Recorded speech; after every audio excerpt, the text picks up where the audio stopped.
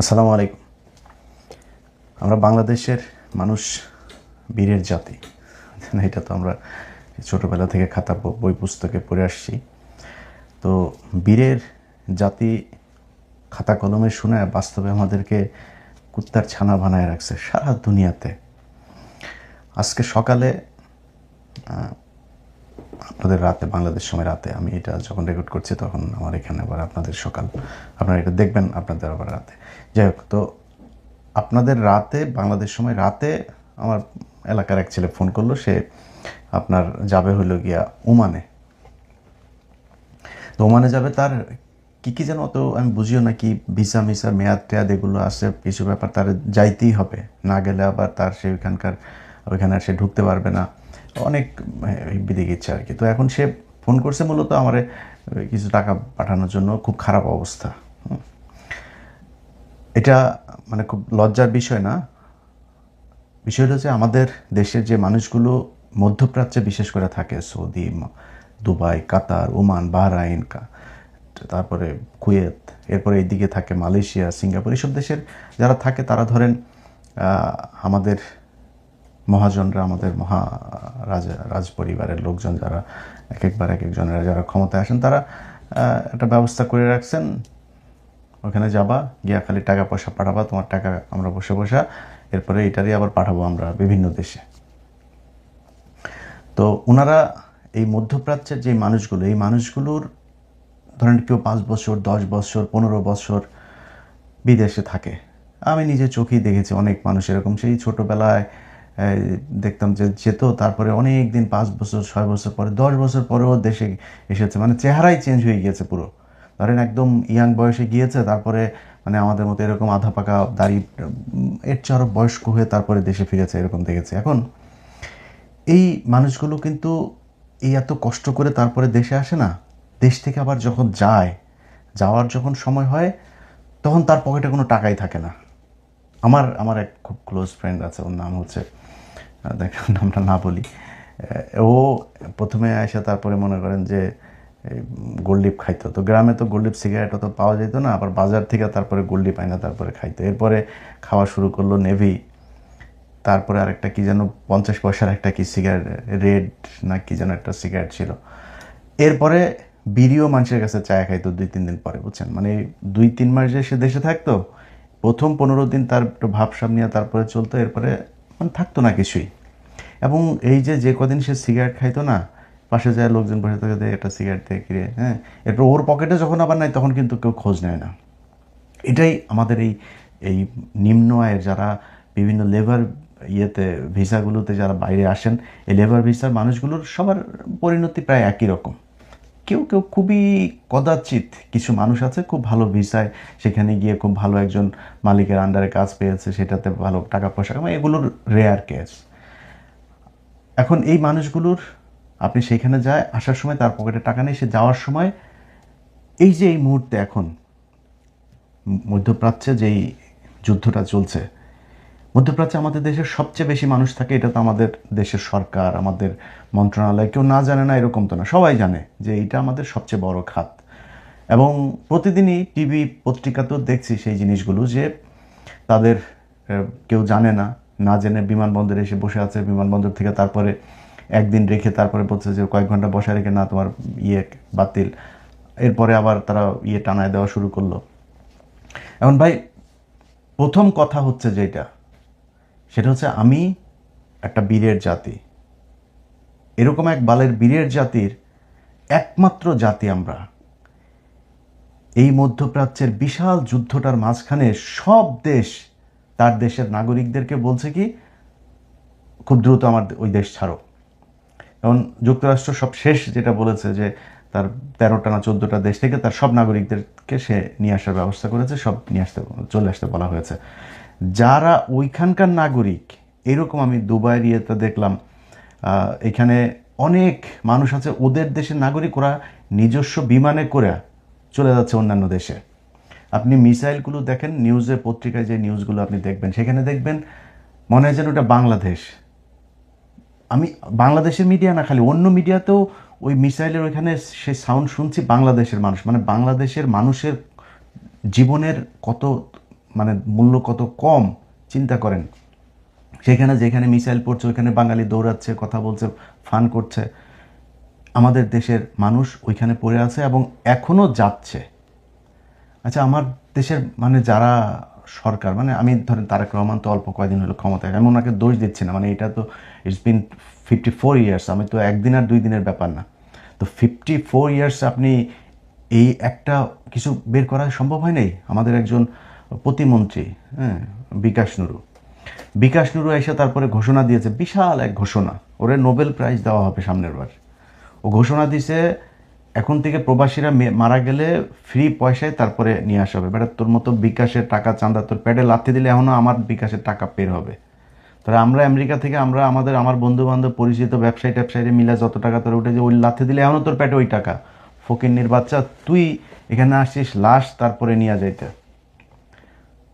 ওর এই লাশের জন্য কোনো প্রবাসী কারোর কাছে বলেছে নাকি যে তারা বিদেশে যারা থাকে এরা কিন্তু ধরেন একটা ঘরের ভিতরে গিঞ্জি, একটা পরিবেশের ভেতরে অনেক মানুষজন একসাথে সেখানে থাকে, এদের সমস্যা এরা দেখভাল করার এরা এদেরটা দেখবে। তো লাশ পাঠানোর দরকার নেই, ওরা টাকা চাঁদা তুলে ওরা লাশ পাঠায়, সমস্যা নেই। ও জীবিত থাকা অবস্থায় ওরে কি করতে পারবি সেটা বল। কিচ্ছু করবে না। নুরু আসার সাথে সাথে যেটা করেছে, ওর ভাই এখন সেকেন্ড মন্ত্রী, ওর ভাই আছে একটা, সেটারে দিয়া কাতারে ব্যবসা করিয়েছে, এই বিকাশে টাকা তুইলা মানুষের কাছ থেকে টাকা নিয়েছে ধুমায়।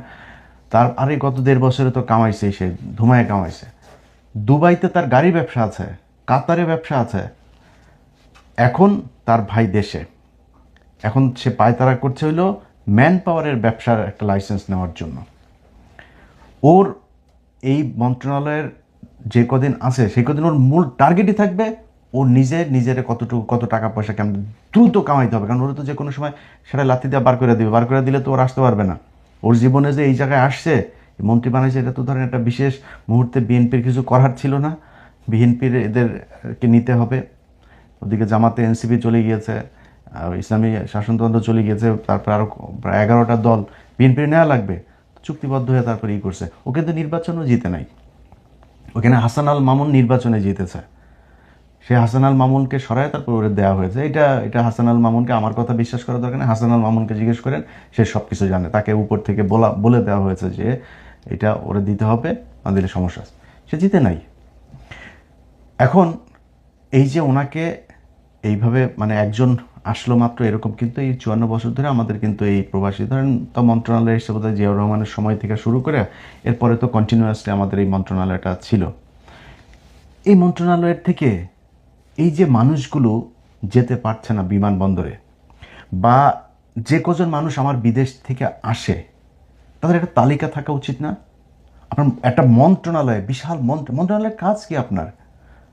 ওরা টেনশনে বাঁচে না, ওই দেশে আর ঢুকতে দেবে না, ভিসার মেয়াদ শেষ হয়ে যাবে। আরে বেটা, এটা ওর কাজ না, এটা সরকারের কাজ। মন্ত্রণালয়টা করা হয়েছে এই জন্য, এই প্রবাসীদের সুযোগ সুবিধা দেখার জন্য।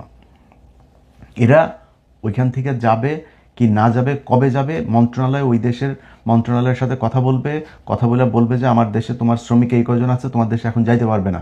যেমন বিভিন্ন দেশ 1 মাস করে ভিসার মেয়াদ বাড়িয়ে দিয়েছে। তো এখন এটা কেন করা হয়নি?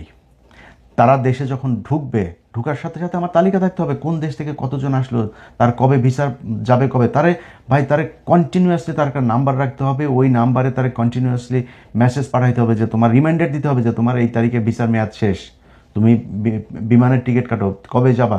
ভাই, ওর সব ফ্যাসিলিটিস যা দরকার এই একমাত্র এই মধ্যপ্রাচ্যের এই মানুষগুলো এই দেশটা টিকিয়ে, একদম এর বাইরে বাংলাদেশের কিচ্ছু নাই, একদম কিচ্ছু নাই। এই বাংলাদেশটা কলাপস করবে যদি নাকি মধ্যপ্রাচ্যের মানুষরা যদি সব মানে, আমরা তো আর বলতে পারবো না যাবো না, না যায় তো উপায় নেই, তাই মানুষ যায়। মধ্যপ্রাচ্যের সরকারগুলো যদি বলে আমরা বাংলাদেশের মানুষ আনবো না, না খায় মারা যাবে, এই দেশটা জাস্ট পরের দিন শ্রীলঙ্কা হয়ে যাবে। এখন আমাদের বলা হয় যে আমরা হইলাম গিয়া বিশাল আকারের এক জাতি, যুদ্ধ করে তারপর আমরা বিশাল বাল ফালায় ফেলছি। 71 সালের পর থেকে আমরা বীরের জাতি হয়ে গেছি। বেটা, 71 সালের আগে এই দেশে আদমজি ছিল, নিউজ প্রিন্ট ছিল, কাপ্তাই ছিল, এই সংসদ ভবন, এই জাহাঙ্গীরনগর বিশ্ববিদ্যালয়, রাজশাহী বিশ্ববিদ্যালয়, ওসমানী বিশ্ববিদ্যালয়, চিটাং বিশ্ববিদ্যালয়, মেডিকেল, এসব এদের করা, এই কমলাপুরটা এদের করা। এই ভাই, এগুলি বাদ দেন, মানে অবকাঠামোর কথা বাদ দেন, যতগুলো মিল কল কারখানা ছিল পাকিস্তান আমলে সবগুলো বন্ধ হয়ে গিয়েছে। আমরা বীরের জাতি হয়ে তারপরে স্বাধীন হয়ে কি বাল ফালাইলাম, 2টা বাল ফালাইছি আমরা। এক, আমাদের মহিলাদেরকে ন্যাংটা বানায় এখন এই যে গার্মেন্টসে কাজ করতে দিয়েছি, আর আমাদের পুরুষদেরকে পাঠিয়ে দিয়েছি হলো মধ্যপ্রাচ্যে, যাও কাম করে খাও, টাকা পাঠাও, আমার পেটে টাকা ঢুকুক। এর বাইরে কারো কোথাও কোনো জায়গায় আমাদের জন্য কিচ্ছু নেই। এই যে যারা রাজনীতি করেন না, দেখছেন মির্জা আব্বাস হাত মিলাইছে, হাত মিলায় দেখেন না, হাত মিলায়, আর যেই হাত মিলায় আবার হাতটা আবার দেখে, বুঝছেন, ময়লা হয়ে গেল না। ওরা তো জীবনে যায় না ওইখানে, ওরা এই ভোটটার জন্য খালি সে এদের আমাদের সাথে একটু এসে হাতটা মিলায় 5 বছর পর পর। এছাড়া তো আমাদের সাথে মিলতে চায় না। যান আপনি এখন যান মিলতে, দেখেন আপনি মিলতে পারেন কিনা, পারবেন না। এইভাবে আমাদেরকে ওরা প্রজা আর ওরা হচ্ছে রাজা, এই নিয়মে গেল 54 বছর এই দেশ চলেছে। এখন আপনারা যদি বলা হয় যে ভাই করণীয় কি, করণীয় আপনার হাতে, আপনাকে করতে হবে। আপনাকে এমন মানে শাসন ব্যবস্থার সাথে যারা আছে, যারা আপনাকে ওই চাকরের মতো ব্যবহার করবে, আর আপনি ব্যবহৃত হবেন হয়ে তারপরে তারে রাজা বানাবেন, রাজা বানাই দিয়ে তারপরে আপনি ফকিনের মতো পিছিয়ে পিছিয়ে চামচামি করবেন, এটা যদি আপনি মাইন্ড সেট আপ করে রাখেন, আপনি সারা জীবন এটাই করতে হবে। এখানে আমার তো ধরেন আমার তো প্রচুর মানে বিএনপির লোকজনের সাথে আমার বিশাল খাতির। আমি এখানে এই নিউ ইয়র্কে আমার যত মানুষ আছে বেশিরভাগই বিএনপির লোকজন, জামাতের লোকজন। তো জামাত তো এখানে নামে ওইভাবে সংগঠন নাই, তো বিএনপির সংগঠনটাই আছে, যে কারণে অনেক কিছু ওনার সাথে খুব কথা হয়।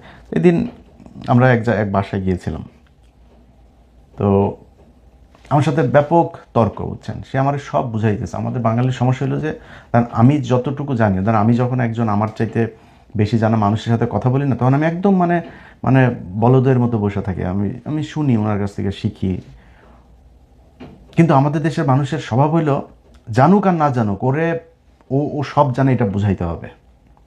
ও যে জানে না এইটাও জানে না। তো আমার সাথে বিশাল তর্ক, মানে বিএনপি এসেছে, বিএনপি কি, মানে নানান ধরনের কথাবার্তার বিশাল একজন ইতিহাসবিদ। তো তারা আমি মানে অনেকক্ষণ চুপ করে থেকে 2-একটা কথা জবাব দিচ্ছিলাম, দিয়ে তারপর অনেকক্ষণ পরে চুপ থেকে আমি তারা বললাম যে ভাই আপনি বিএনপির কি? ও আমি বিএনপির কিছু না, আমি বিএনপির কিছু না, এখানকার একটা আছে, সংগঠনের সাথে আছে, যুবদলের সাথে। তো যুবদলের সাথে আছে, এখন কোনো পদ নেই, আগে তার একটা পদ ছিল। তো আমি তারে বললাম যে আপনি কি যেন সাধারণ সম্পাদক না কি এক পদ ছিল আর কি যুবদলের, যুক্তরাষ্ট্র যুবদলের। তো যাই হোক, সে ব্যক্তিকে আমি জিজ্ঞেস করলাম যে ভাই আপনি যে এই যে এতক্ষণ যে আপনি আমার সাথে এগুলো নিয়ে আর কথাবার্তা বললেন, তর্কগুলো অনেক কিছু আপনার কাছ থেকে শিখলাম, আমি একটা জিনিস একটু শিখতে চাই। সেটা হলো জিয়াউর রহমান বিএম এর কত লং কোর্সের কততম লং কোর্সের অফিসার ছিল।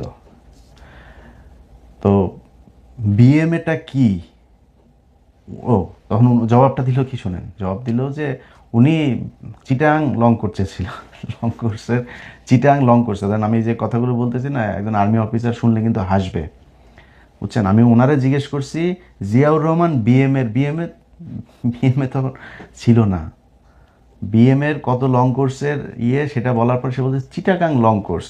এখন এটা আপনাদের বুঝাইতে গেলে আমার অনেক বুঝাইতে হবে, বিস্তর আলোচনায় যাইতে হবে।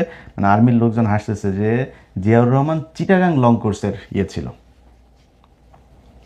তো আমি তারা বললাম আপনি এই যা বললেন এই কথাটা একটু রেকর্ড করেন, রেকর্ড করে এটা নিয়ে আপনার পরিচিত কোনো আর্মি অফিসার বা কারো কাছে যা একটু জিজ্ঞেস করবেন যে ভাই আমারে এই সাংবাদিক ইলিয়াস আমার এই কোশ্চেনটা করছিল, আমি দেওয়ার পরে আমারে সে এইটা বলছে। জান আপনি এবার তো বুঝেন কত নলেজ, এই নলেজ নিয়ে তারা রাজনীতি করে। মানে যে যারে পছন্দ করে তারে ন্যাংটা হয়ে পছন্দ করতে হবে, তার ভালো যেটা ওইটাও ভালো, খারাপ যেটা ওইটাও খারাপ। আমরা কয়েকদিন আগে এই হ্যাঁ ভোট আর না ভোট, আরে ভাই এখন বড় বড় কথা বলেন যে হ্যাঁ ভোট না ভোট কিছু না, জুলাই এগুলো নিয়ে কিছু করা যাবে না, জুলাই এটা করলে সংবিধানের সমস্যা হয়ে যাবে। সংবিধান তোর বাপ বানাইছে। এই যে তোরা যে সরকারটা আছে, সেই যে নির্বাচন ইউনুস আসলো, এই ইউনুসের এই আশাটাই তো অবৈধ। 5 তারিখের পর থেকে তুই যদি নাকি সংবিধান মানতে চাস, তাহলে 5 তারিখের 2024 সালের 5 আগস্ট থেকে আজকে পর্যন্ত পুরো সময়টাই অবৈধ। এই সংবিধানের কিছুই মানা যাবে না। এটা এইভাবে যদি করা যায় তাহলে করবো। ওনারা একটু মানবে আর একটু মানবে, সেই সাকাত চৌধুরীর মতো সোনাটা লাল করে দিয়ে ওনারা দেশ চালাইতে চায়। তো তারপরেও কয়দিন ধরে তারেক রহমানের কিছু কাজকর্ম ভালোই দেখছে। আশা করি তারেক রহমানরা এই জুলাই এইটা নিয়ে কোনো মানুষের সাথে কোনো বিট্রে করবে না, এটা আমাদের আশা। তো যে বিষয় নিয়ে কথা বলছিলাম ভাই, আমাদের দেশের এই আমরা যারা গরিব মানুষ আছি, আমাদের সবার সমস্যা ভাই ওইটাই, আমরা হইলাম গিয়া প্রজা, ওরা হইল রাজা। এই যে ডক্টর ইউনূস,